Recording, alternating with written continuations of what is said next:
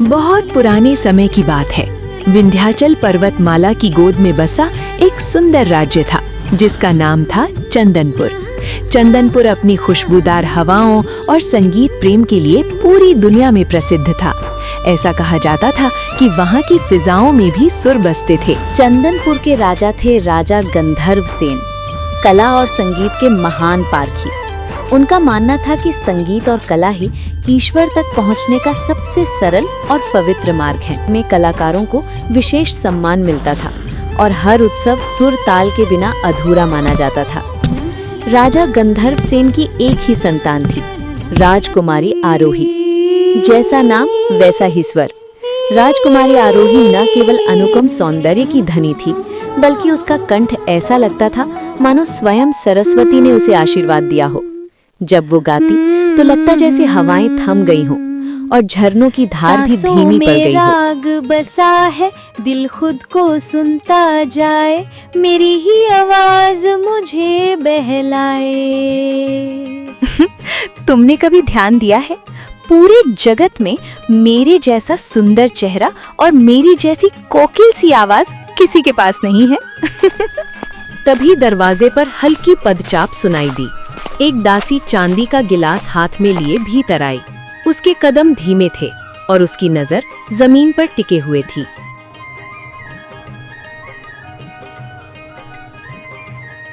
धन्यवाद। जाने से पहले सुन लो, मुझ जैसा सुंदर और कोकिल आवाज वाला कोई इस जगत में नहीं है। रानी जी, आपकी सुंदरता तो अलग ही है, पर हमारे यहाँ रसोई में काम करने वाली मंगल की बेटी राधा भी बहुत अच्छा स्वर रखती है। ना कोई शिक्षा, ना कोई अभ्यास, फिर भी जब वो गाती है सब रुक कर सुनते हैं। क्या कहा तुमने? राधा एक नौकरानी की बेटी, मेरे बराबर? तुम्हारी हिम्मत कैसे हुई मेरे सामने खड़े होने की? माफ कीजिए रानी जी, मेरा मतलब वो नहीं था। आज से तुम इस महल में काम नहीं करोगी, अभी यहीं से निकल जाओ। लेकिन इस अलौकिक कला के साथ साथ उसके मन में एक गहरा दोष भी पल रहा था, अहंकार। अपनी सुंदरता और अपनी गायकी पर उसे इतना गर्व था कि वो बाकी सबको तुच्छ समझने लगी थी। उसे पूरा विश्वास था कि इस धरती पर न तो उससे सुंदर कोई है और न ही उससे श्रेष्ठ गायिका। उसी राजमहल में एक और लड़की रहती थी, सावित्री। सावित्री महल के मुख्य रसोइये की बेटी थी। उसका रंग सांवला था, वस्त्र साधारण और जीवन बेहद सादा। वो दिन भर रसोई में अपनी माँ का हाथ बटाती, कभी बर्तन मांजते हुए, कभी मसाले पीसते हुए, तो कभी जंगल से लकड़ियां बीनते हुए। काम करते करते सावित्री अक्सर धीरे धीरे गुनगुनाने लगती। उसने कभी किसी गुरु से संगीत नहीं सीखा था। उसके सुर जंगल की कोयल से, हवा की सरसराहट से और बारिश की बूंदों से जन्मे थे। उसकी आवाज में एक अनकहा दर्द और ऐसी पवित्रता थी जो सीधे आत्मा को छू लेती थी। लेकिन राजकुमारी आरोही के भय से वो कभी खुलकर नहीं गाती थी। बस अपने काम में डूबी धीमे स्वर में गुनगुनाकर ही मन को शांत कर लेती थी। इसी बीच चंदनपुर में वसंत संगीत समारोह की घोषणा हुई। ये कोई साधारण उत्सव नहीं था। पड़ोसी राज्य नीलगढ़ के युवराज राजकुमार आदित्य वर्धन इस समारोह में मुख्य अतिथि बनकर आने वाले थे। राजकुमार आदित्य वर्धन स्वयं वीणा वादन में निपुण थे और एक सच्चे कलाकार की तलाश में रहते थे। ये चर्चा दूर दूर तक फैल चुकी थी कि इस समारोह में वे अपने लिए एक जीवन संगिनी भी चुन सकते हैं। ऐसी नारी जो केवल रूपवती ही नहीं, बल्कि जिसका हृदय और जीवन संगीत से गहराई से जुड़ा हो। राजकुमारी आरोही ने जब ये सुना तो उसने ठान लिया कि राजकुमार आदित्य वर्धन सिर्फ उसी के होंगे। उसने दिन रात रियाज शुरू कर दिया, लेकिन उसके रियाज में भक्ति कम और प्रदर्शन की भूख ज्यादा थी। वो अपनी दासियों पर चिल्लाकर आदेश देती, मेरे लिए शहद लाओ, मेरा गला खराब नहीं होना चाहिए। अगर कोई साजिंदा जरा सी भी गलती करता तो वो उसे उसी पल नौकरी से निकाल देती। दूसरी ओर सावित्री को इन सब से कोई मतलब नहीं था। एक दिन शाम को सावित्री जंगल में लकड़ियां बिनने गई। जंगल शांत था, डूबते सूरज की लालिमा आकाश में फैल रही थी। उस सौंदर्य को देखकर सावित्री के कंठ से अपने आप एक गीत फूट पड़ा।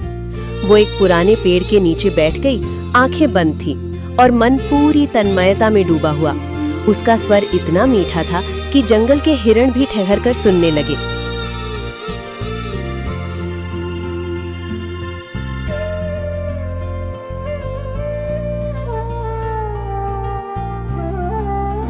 संयोग से राजकुमार आदित्य वर्धन, जो चंदनपुर के रास्ते में थे और अपने काफिले से थोड़ा आगे निकल आए थे, उसी जंगल से गुजर रहे थे। उन्होंने वो दिव्य स्वर सुना।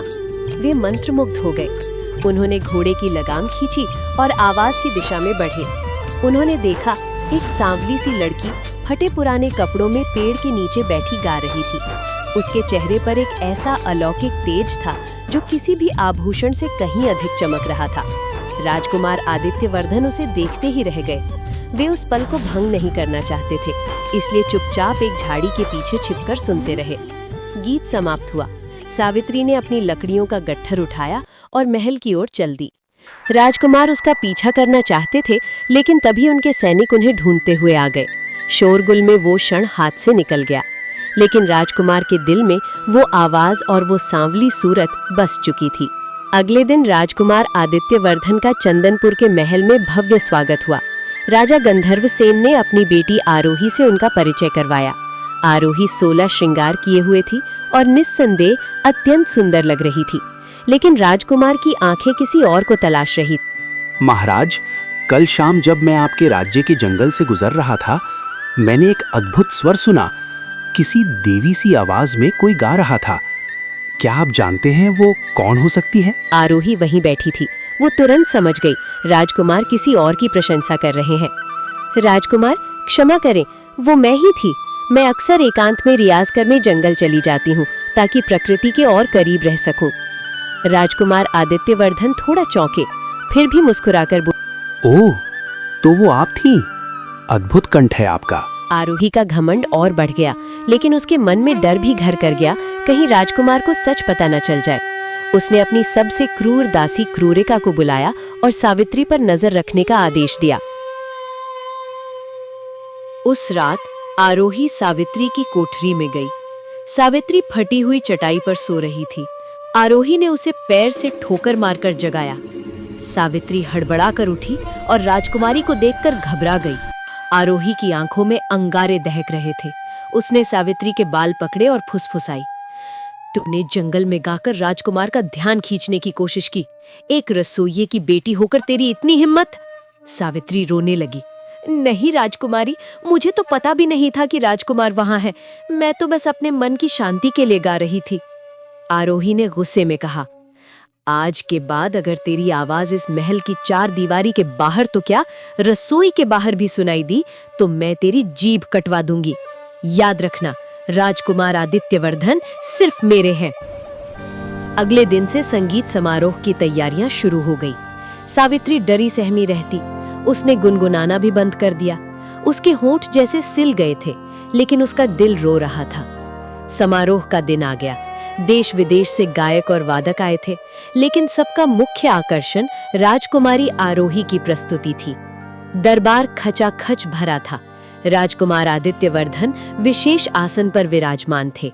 आरोही मंच पर आई। उसने वीणा उठाई और गाना शुरू किया।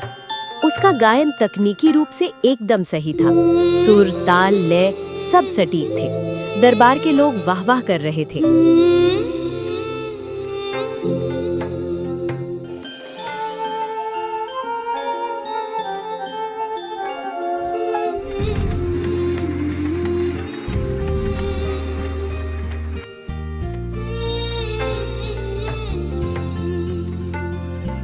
दरबार के लोग वाह वाह कर रहे थे, लेकिन राजकुमार आदित्य वर्धन के चेहरे पर वो भाव नहीं था जो जंगल में उस गीत को सुनते समय आया था। आरोही के गाने में हुनर था, लेकिन रूह नहीं थी। उसमें अहंकार की बू थी, समर्पण नहीं। राजकुमार आदित्य वर्धन बेचैन होने लगे।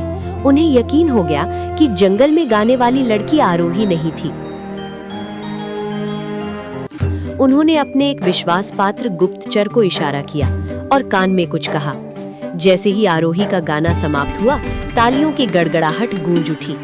आरोही ने गर्व से राजकुमार की ओर देखा, उम्मीद करते हुए कि वे उठकर उसकी तारीफ करेंगे, लेकिन राजकुमार ने केवल विनम्रता से सिर हिला दिया।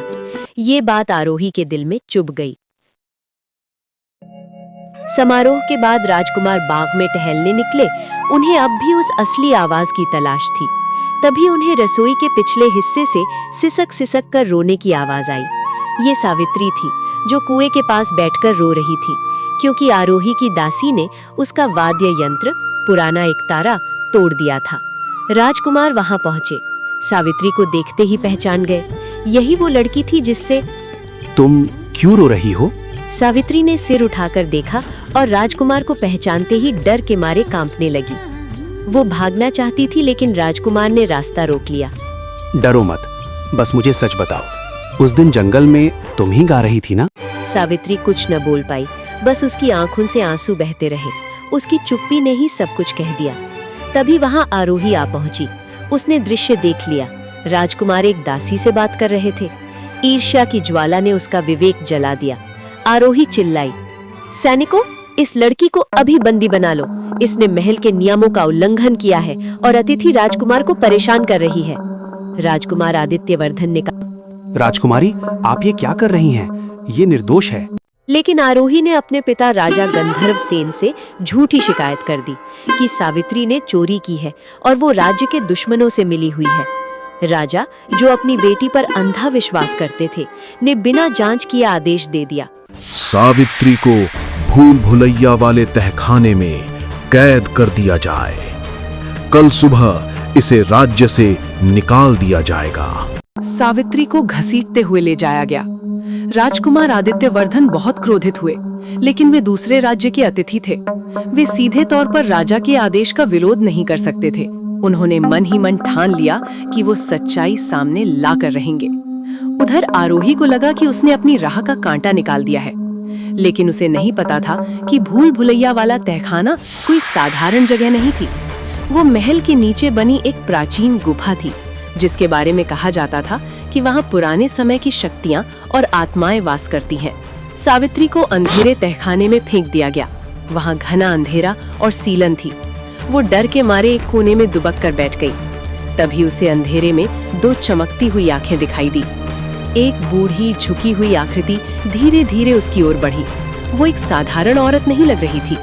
उसके चारों ओर एक अजीब सा प्रभामंडल था। तू यहाँ क्यों आई है बच्ची? सावित्री ने रोते रोते अपनी सारी कहानी बता दी। अपना संगीत, राजकुमारी की जलन और अपना अपमान। बूढ़ी औरत उसकी बात सुनकर हंसने लगी। संगीत तो आत्मा की आवाज है, उसे कोई कैद नहीं कर सकता। राजकुमारी ने तेरे शरीर को कैद किया है, तेरे सुरों को नहीं। क्या तू जानती है मैं कौन हूँ? इससे पहले कि सावित्री कुछ पूछ पाती, ऊपर महल में एक अजीब घटना घटने लगी। अपनी जीत की खुशी में आरोही ने दोबारा गाने का फैसला किया। उसने दरबार में महफिल सजाई, लेकिन जैसे ही उसने गाने के लिए अपना मुंह खोला, उसके गले से कोई आवाज नहीं निकली। वो घबरा गई। उसने दोबारा कोशिश की, जोर लगाया, लेकिन सिर्फ हवा की सरसराहट निकली। उसका गला पूरी तरह से अवरुद्ध हो चुका था। दरबार में सन्नाटा छा गया। लोग कानाफूसी करने लगे। आरोही का चेहरा शर्म और डर से सफेद पड़ गया। उसने पानी पिया। वैद्यों को बुलाया गया, लेकिन कोई भी उसकी आवाज वापस नहीं ला सका। उसी वक्त नीचे तहखाने में वो बूढ़ी औरत सावित्री के माथे पर हाथ रख रही थी। तेरा समय आ गया है पुत्री। ऊपर अहंकार का सुर टूट चुका है, अब सच्चाई के सुर को गूंजना होगा। लेकिन सावधान रहना, ये राह आसान नहीं होगी। राजकुमारी का अहंकार उसे एक डायन बना सकता है। सावित्री ने कांपते हुए पूछा, मेरे साथ क्या होने वाला है? और राजकुमारी की आवाज को क्या हुआ? बूढ़ी औरत की आंखों में रहस्यमयी चमक थी। ये तो बस शुरुआत है। राजकुमारी आरोही मंच पर खड़ी थी। मुंह खुला था, गले की नसें तनी हुई थी, लेकिन सुर नदारद थे। जिस कंठ से कभी झरने जैसी आवाज निकलती थी, वहां अब रेगिस्तान जैसी वीरान खामोशी थी। राजा गंधर्व सेन सिंहासन से उठ खड़े हुए। आरोही ने अपनी गर्दन पर हाथ रखा। उसकी आंखों में आंसू नहीं, दहशत थी। उसने अपनी दासियों की ओर देखा, फिर राजकुमार आदित्यवर्धन की ओर। राजकुमार की आंखों में दया थी, लेकिन आरोही को उसमें व्यंग्य दिखाई दिया। उसे लगा राजकुमार मन ही मन उस पर हंस रहे हैं। अपमान की एक लहर उसके शरीर में दौड़ गई। वो अपना कीमती हार तोड़ते हुए मंच से नीचे भागी और अपने कक्ष की ओर निकल गई। पूरा दरबार स्तब्ध था। उत्सव भंग हो चुका था। राजकुमार आदित्यवर्धन ने गहरी सांस ली। उन्हें समझ आ गया था कि ये कोई साधारण बीमारी नहीं है, ये प्रकृति का न्याय है। लेकिन उनका मन अभी भी सावित्री पर अटका हुआ था। उन्हें पता था कि आरोही का ये हाल सावित्री के अपमान से जुड़ा है। उसी समय महल के नीचे अंधेरे और सीलन भरे भूल भुलैया तहखाने में एक अलग ही दृश्य था। सावित्री उस बूढ़ी औरत के सामने बैठी थी। उस बूढ़ी औरत का चेहरा झुर्रियों से भरा था, लेकिन उसकी आंखें तारों की तरह चमक रही थीं। दादी, आप कौन है? सावित्री ने डरते हुए पूछा। और राजकुमारी की आवाज को क्या हुआ? बूढ़ी औरत ने एक सूखी हंसी हंसी। लोग मुझे स्वर माता कहते थे। कभी सदियों पहले मैं इस राज्य की राजगायिका थी, लेकिन मैंने संगीत को ईश्वर माना और आज के राजाओं ने उसे मनोरंजन। इसलिए मैंने खुद को यहाँ कैद कर लिया। मैं इंतजार कर रही थी एक ऐसी आवाज का जो दिल से निकले, अहंकार से नहीं। स्वर माता ने सावित्री के सिर पर हाथ रखा। बेटी, राजकुमारी की आवाज किसी बीमारी ने नहीं छीनी। जब अहंकार का घड़ा भर जाता है तो सरस्वती अपना वरदान वापस ले लेती हैं। आरोही ने संगीत का अपमान किया है। उसने उसे हथियार बनाया, प्रार्थना नहीं। अब केवल एक सच्चा सुर ही इस राज्य को और राजकुमारी को बचा सकता है। लेकिन क्या तुम में वो साहस है? सावित्री ने सिर झुका लिया। मैं तो एक मामूली दासी हूँ दादी, मैं क्या कर सकती हूँ? यही तो तुम्हारी ताकत है, स्वर माता ने कहा। तुम्हें लगता है तुम कुछ नहीं हो, इसलिए तुम सब कुछ बन सकती हो। आज से तुम्हारा असली शिक्षण शुरू होगा। वो संगीत नहीं जो कानों को अच्छा लगे, बल्कि वो जो पत्थर को भी पिघला दे। 2 दिन बीत गए। महल में शोक का माहौल था। देश विदेश के बड़े बड़े वैद्य आए, झाल फूंक करने वाले आए, लेकिन आरोही की आवाज नहीं लौटी। आरोही ने खाना पीना छोड़ दिया था। वो अपने कक्ष में आईने तोड़ रही थी। उसका गुस्सा पागलपन में बदल रहा था। उसने इशारों में अपनी दासी क्रूरिका को बुलाया और एक कागज पर लिखा, ये सब उस मनहूस सावित्री के कारण हुआ है। जब से मैंने उसे दंड दिया, मेरी आवाज चली गई। वो डायन है। जाओ तहखाने में और उसे खत्म कर दो। जब तक वो जिंदा है, मेरी आवाज नहीं लौटेगी। क्रूरिका, जो अपनी मालकिन की तरह ही क्रूर थी, एक खंजर लेकर तहखाने की ओर चल दी। उधर राजकुमार आदित्यवर्धन शांत नहीं बैठे थे। उन्होंने भेष बदला, एक साधारण सैनिक का। वो जानते थे कि राजा गंधर्वसेन अपनी पुत्री के मोह में अंधे हैं, इसलिए वो सीधे राजा के पास नहीं जा सकते थे। आदित्यवर्धन ने महल के पुराने नक्शे निकाले और उस तहखाने का रास्ता खोजा जहां सावित्री को ले जाया गया था। रात का 3रा पहर था। राजकुमार मशाल लेकर सीढ़ियों से नीचे उतरे। वहां की हवा भारी थी। तभी उन्हें एक चीख सुनाई दी। नहीं, छोड़ो मुझे! ये सावित्री की आवाज थी। राजकुमार तेजी से दौड़े। उन्होंने देखा, जर लिए सावित्री की ओर बढ़ रही थी और सावित्री एक कोने में दुबकी हुई थी। लेकिन आश्चर्य की बात ये थी कि बूढ़ी औरत स्वर माता वहां नहीं थी। वो गायब हो चुकी थी, या शायद वो केवल सावित्री को ही दिखाई देती थी। रुक जाओ! राजकुमार आदित्यवर्धन की आवाज गुफा में गूंजी। कर्कशा हड़बड़ा गई। उसने मुड़कर देखा। एक साधारण सैनिक को देखकर उसका डर निकल गया। कर कौन है? राजकुमारी का आदेश है, बीच में मत आ। आदित्यवर्धन ने अपनी तलवार निकाली और एक झटके में अपना चेहरा दिखाया। मैं नीलगढ़ का राजकुमार आदित्यवर्धन हूँ, और अगर तुमने इस लड़की को हाथ भी लगाया तो तुम्हारा सिर धड़ से अलग होगा। शाह के हाथ से खंजर गिर गया। वो घुटनों पर गिर पड़ी। क्षमा करे राजकुमार, मैं तो बस आदेश का पालन कर रही थी। आदित्यवर्धन ने सावित्री की ओर हाथ बढ़ाया। उठो सावित्री, यहाँ से चलने का समय आ गया है। सावित्री कांप रही थी। लेकिन राजकुमार, अगर मैं भागी तो राजा मेरे पिता को मार डालेंगे। आदित्यवर्धन ने आश्वासन भरे स्वर में कहा। तुम्हारे पिता और पूरे परिवार को मैंने पहले ही सुरक्षित स्थान पर भिजवा दिया है। आदित्यवर्धन ने मुस्कुराते हुए कहा। अब हमें राजा गंधर्वसेन की आंखों से पट्टी हटानी होगी। महल के ऊपरी हिस्से में राजकुमारी आरोही का धैर्य जवाब दे चुका था। वैद्यों की नाकामी के बाद उसने एक खतरनाक रास्ता चुना। उसने राज्य के बाहर बीहड़ में रहने वाले एक अघोरी तांत्रिक भैरवनाथ को गुप्त रूप से बुलवाया।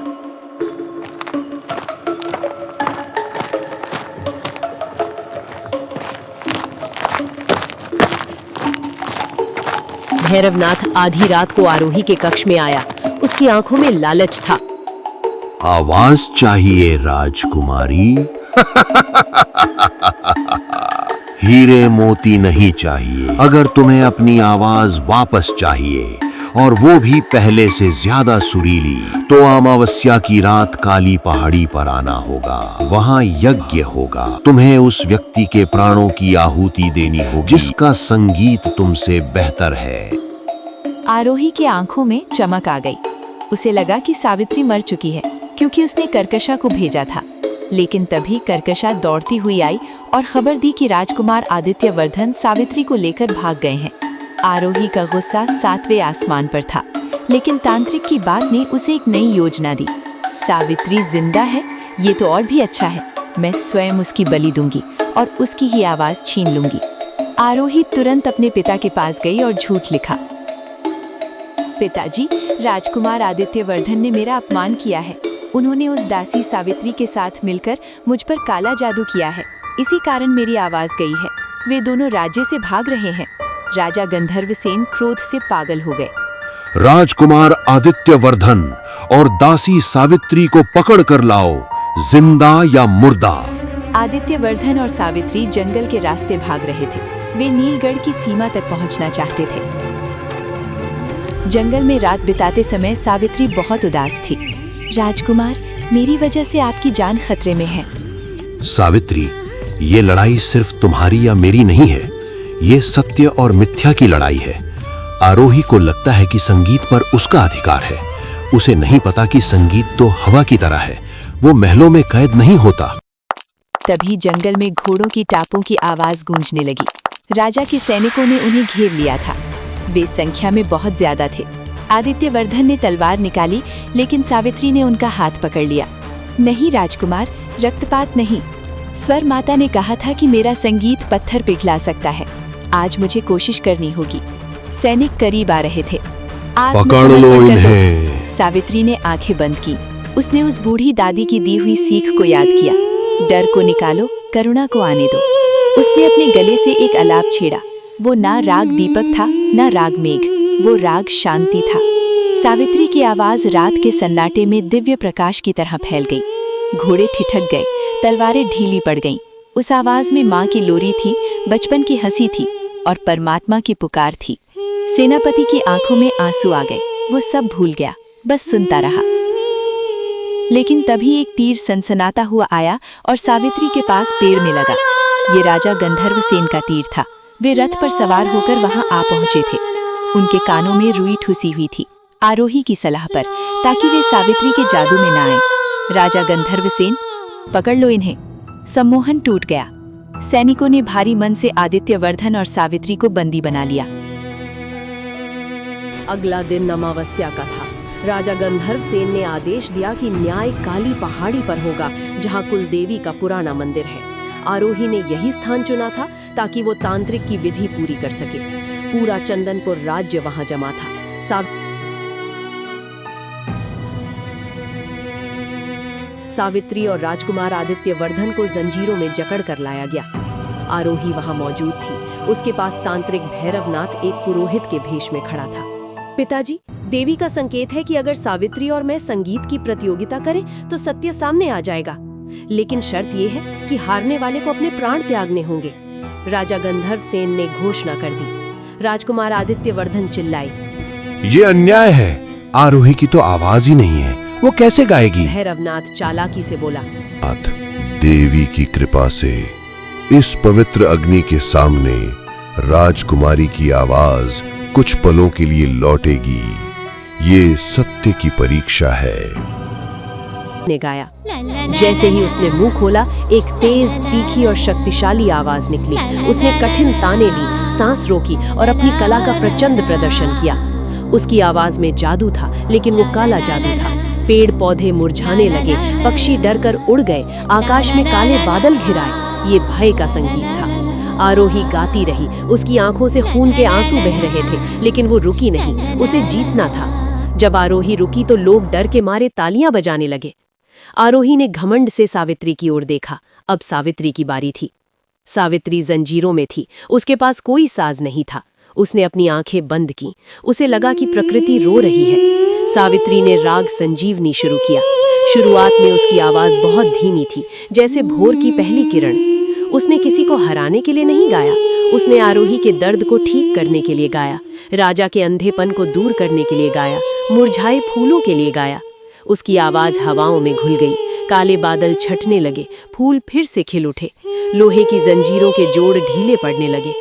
राजा गंधर्व सेन के कानों में कंपन हुआ। उन्होंने रुई निकाल फेंकी और आवाज सुनते ही घुटनों पर गिर पड़े।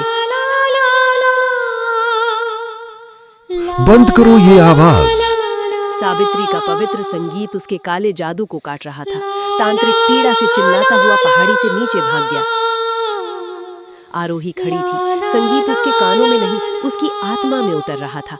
सावित्री का गीत चरम पर पहुंचा और समाप्त हुआ। गहरी शांति छा गई। राजा गंधर्व सेन रो पड़े। मैंने हीरे को कांच समझा और कांच को हीरा। मुझे क्षमा कर दो बेटी। तभी एक चीख गूंजी। आरोही जमीन पर तड़प रही थी। सावित्री दौड़कर उसके पास गई। राजकुमारी, संगीत बैर नहीं, मरहम है। सावित्री ने मंत्र गुनगुनाया और पानी पिलाया। आवाज टूटी फूटी थी, लेकिन वापस आ गई। आरोही बोली, मुझे मार डालो, मैं जीने के लायक नहीं हूँ। सावित्री बोली, अपनी गलती मान लेना ही सबसे बड़ा प्रायश्चित है। अब आप संगीत सीखेंगी दिल से।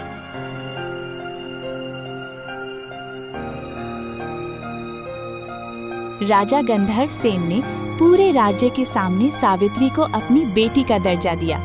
जिस दासी को कभी अपमान सहना पड़ा था, वही अब राज्य की शान बन चुकी थी। आज मेरा संगीत पूर्ण हुआ, क्योंकि आज मुझे सम्मान और प्रेम दोनों मिले। तुम्हारी आवाज ने केवल राज्य नहीं, मेरे जीवन को भी रोशनी दी है सावित्री। शुभ मुहूर्त में राजकुमार आदित्यवर्धन और सावित्री का विवाह हुआ। पूरा चंदनपुर दीपों और फूलों से सज उठा। ढोल, शंख और वीणा की मधुर ध्वनि हवाओं में गूंज उठी। आज मेरा संगीत पूर्ण हुआ, क्योंकि आज मुझे सम्मान और प्रेम दोनों मिले। दोनों साथ खड़े थे। आंखों में सुकून था और दिलों में अटूट विश्वास। उधर आरोही का घमंड अब टूट चुका था। जिस अहंकार ने उसे अंधा कर दिया था, वही अब उसकी सबसे बड़ी सीख बन गया था। मैंने संगीत को जीत समझा था, अब समझ आई कि संगीत तो साधना है। अब आरोही अब पूरी लगन और विनम्रता से संगीत की शिक्षा ले रही थी। इस बार मंच के लिए नहीं, आत्मा की शुद्धि के लिए। सावित्री और राजकुमार आदित्यवर्धन का जीवन संगीत, प्रेम और सत्य के सुरों में बहने लगा। जहाँ अहंकार हारा, वहाँ प्रेम जीता, और जहाँ प्रेम जीता, वही सच्चा संगीत अमर हो गया।